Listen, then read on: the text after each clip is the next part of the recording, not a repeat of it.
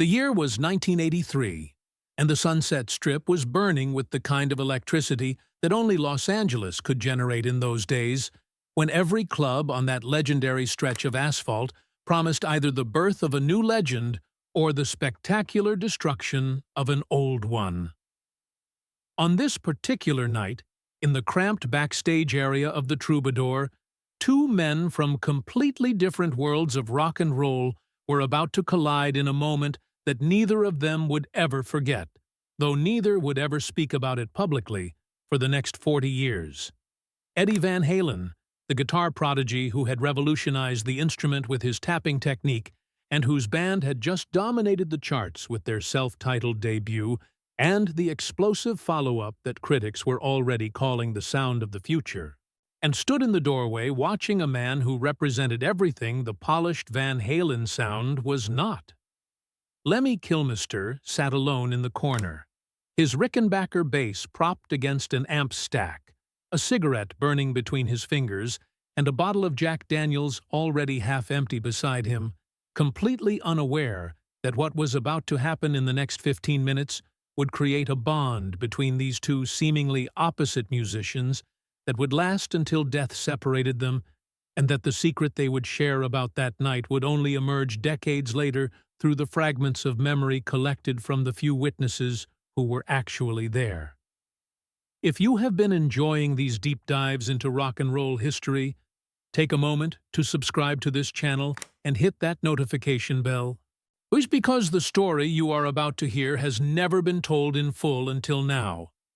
To understand why this moment mattered so much, you need to understand just how different these two men were in 1983. Eddie Van Halen was the golden boy of American rock, a classically trained musician who had grown up in Pasadena with a piano in his living room and a father who played clarinet in a Dutch wedding band.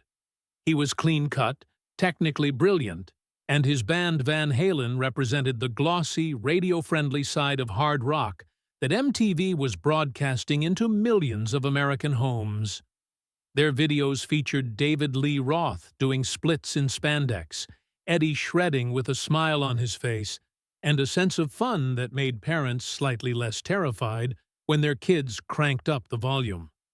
Lemmy Kilmister, on the other hand, was something else entirely. He had spent the late 1960s as a roadie for Jimi Hendrix, openly admitting in interviews that part of his job was procuring drugs for the legendary guitarist. He had been kicked out of the space rock band Hawkwind in 1975 after being arrested at the Canadian border for possession of amphetamines, and he had responded by forming Motorhead, a band so loud and so fast and so deliberately ugly that they made other heavy metal bands sound like chamber music. Where Eddie represented technical perfection, Lemmy represented raw, unfiltered aggression. Where Van Halen sold millions of records and played arenas, Motorhead attracted a devoted cult, following who considered mainstream success a form of betrayal. These two men should never have become friends. And yet, something happened that night at the Troubadour that changed both of their lives forever. Eddie Van Halen had been watching Motorhead from the side of the stage that night, and something about Lemmy's bass playing had caught his attention in a way he could not quite explain. Most bass players stood in the background, providing low-end support, while the guitarists and vocalists commanded attention.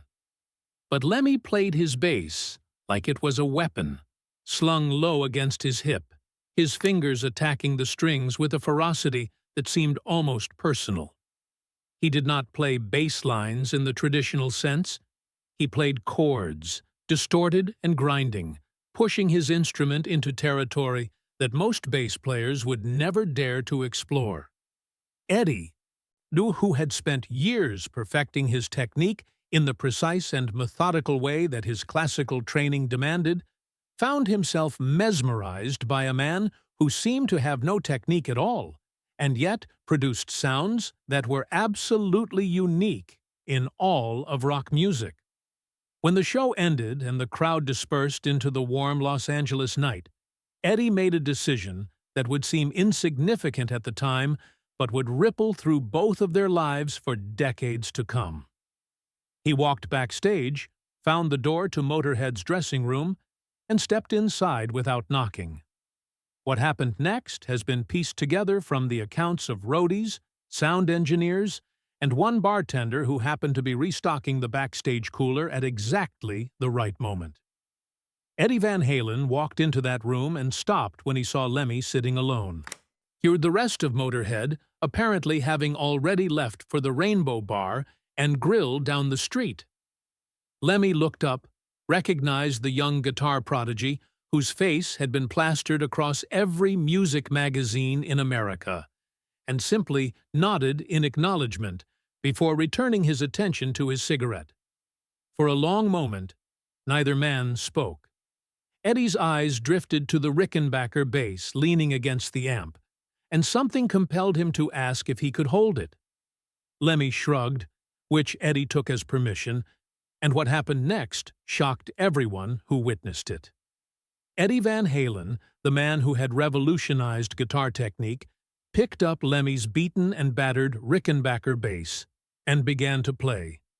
But he did not play it like a bass. He did not even play it like a guitar.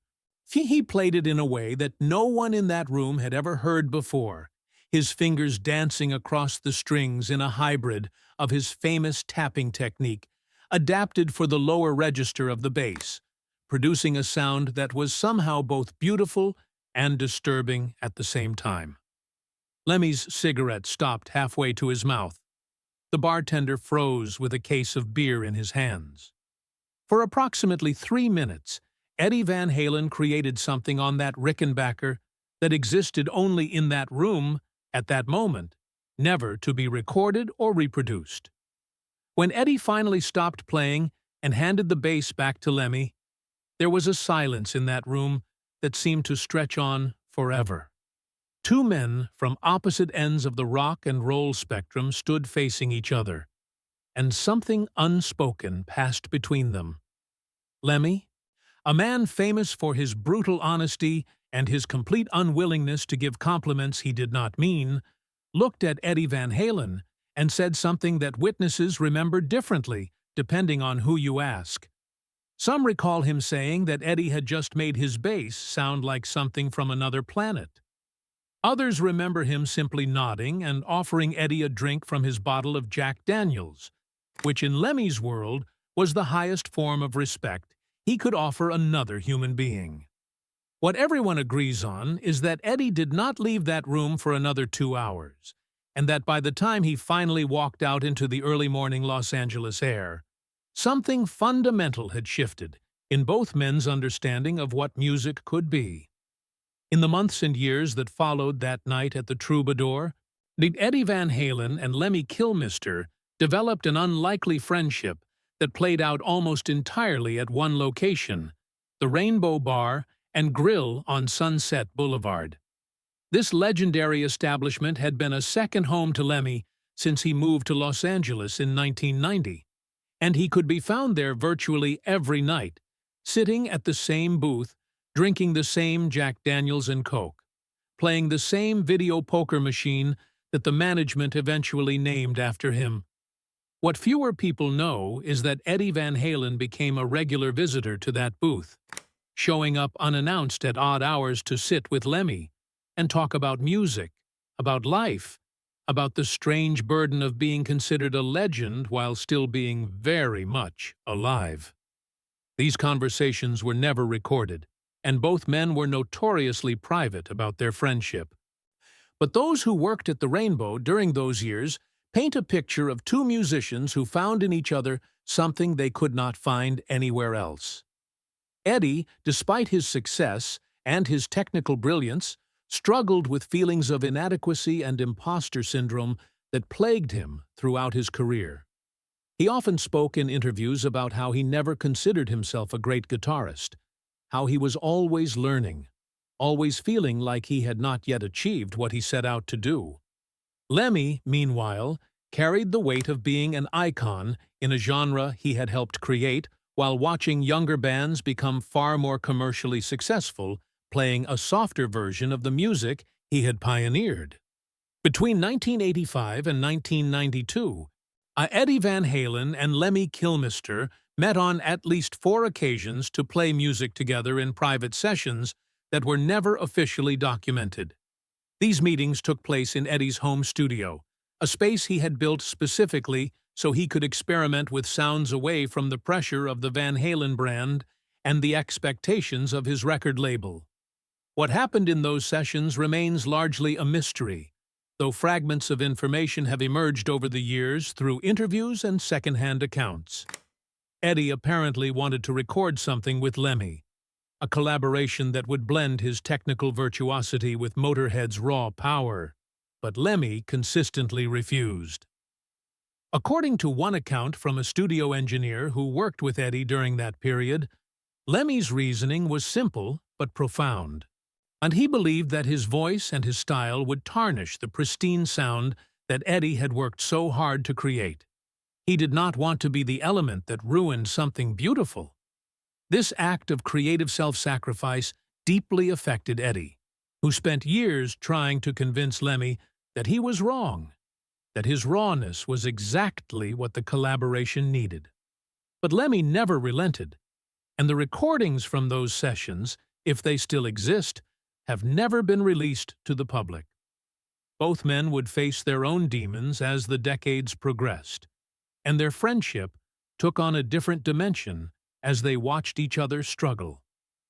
Eddie Van Halen's battle with addiction became public knowledge in the early 2000s, and when he entered rehabilitation for alcoholism and his marriage to actress Valerie Bertinelli ended after years of strain. During this period, according to sources close to both musicians, Lemmy became an unlikely source of support for Eddie. This might seem paradoxical given that Lemmy's own consumption of alcohol and amphetamines was legendary, his body having adapted over 50 years to levels of substance intake that would have killed most people. But Lemmy understood something about addiction that many people did not. He knew that it was not about the substances themselves, but about the emptiness that people were trying to fill. He had found his equilibrium, his way of existing with his vices without letting them destroy him, and he tried to help Eddie find something similar. Whether his advice was medically sound is debatable, but the friendship he offered during Eddie's darkest hours was genuine. There are reports of late-night phone calls, of Lemmy listening patiently while Eddie worked through his fears and frustrations, of a bond that had nothing to do with music and everything to do with 2 men who understood the particular loneliness of being worshipped by millions while feeling utterly alone. By the early 2010s, both legends were facing serious health challenges that cast long shadows over their remaining years. Eddie Van Halen was battling cancer, a fight that he kept largely private, but that those close to him knew was slowly draining his legendary energy.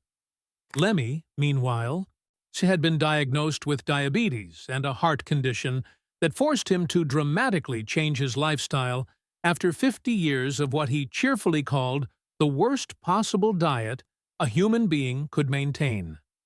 He switched from Jack Daniels to vodka and orange juice on doctor's orders, a change that his longtime fans viewed as a sign of the apocalypse. During this period, the 2 musicians reportedly had a conversation that both of them knew might be one of their last. The details of this conversation have never been made public, but a close friend of Lemmy's revealed in a later interview that both men acknowledged they were running out of time, and that they expressed to each other a gratitude for the friendship that had sustained them through so many years. There was no sentimentality in this exchange, no tearful declarations of love. That was not how either of these men operated.